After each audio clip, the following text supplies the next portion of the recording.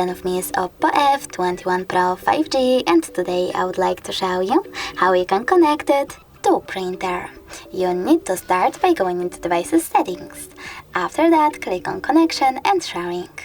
Now scroll all the way down, tap on print section and click on default print service. Lastly, tap on this order if it's not already on, and as you can see now, your device is searching for a printer. When it finds one, it will connect to it right away, just like in my case. Thanks so much for watching. If you enjoyed this video, smash that like button, comment, and don't forget to subscribe.